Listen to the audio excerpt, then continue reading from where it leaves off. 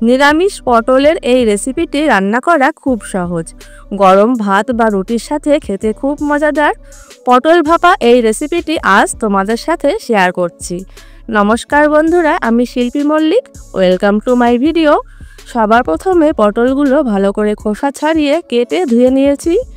আশা করি তোমরা বুঝতে পারছো আমি কেমন করে কেটেছি।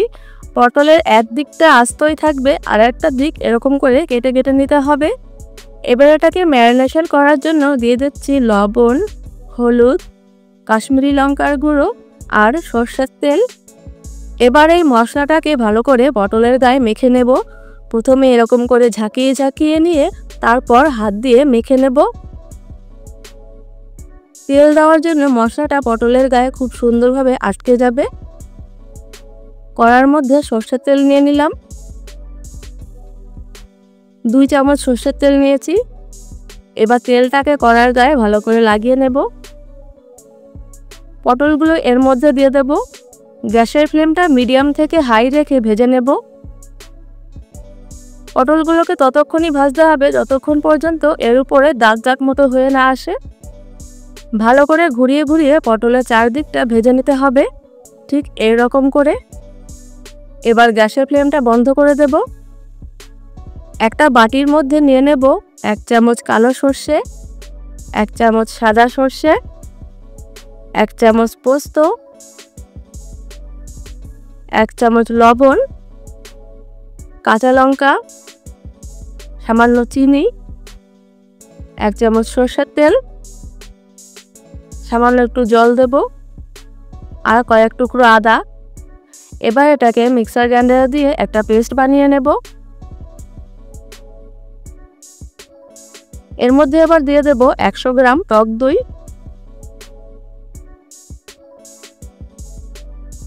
1 চামচ হলুদ,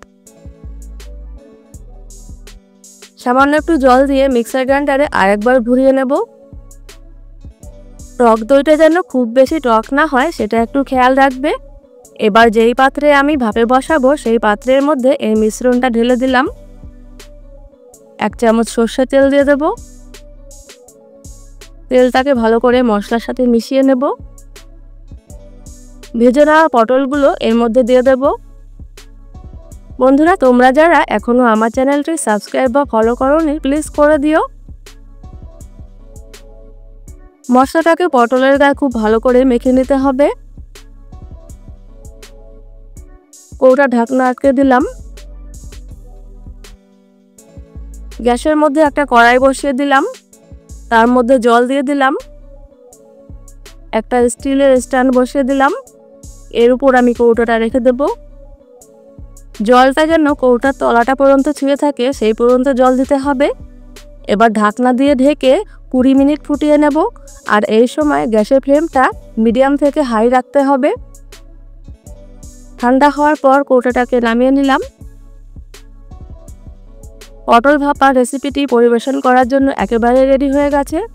দেখো কত সুন্দর সেদ্ধ হয়ে গেছে পটলগুলো।